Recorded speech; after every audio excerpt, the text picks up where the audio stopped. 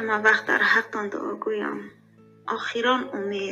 آخران امید ما شما هستین. ای زندان تنگ تاریک ما رو رها کنین. این آزادی که در ما هست، این آزادی رو مانند زندان میدونم. من میگم من در آزادی هم، فکر میکنم من در زندان هستم. تا کی ما در وطن کار میکنیم ما رو شلوخه میگن. این در این مغربی کار میکنیم ما رو شلوخه میگن. تا کی عذابی ما دوامی که باشه. نخوام و زن تاجیک بن همچون شلوخه بشناسن. دلگیر شده ما را که شلوخه کده است، ما را که بیره میکنه. خدا را شکر در او ره نیستیم. نگی گپی مردم کار رای همه آدمایی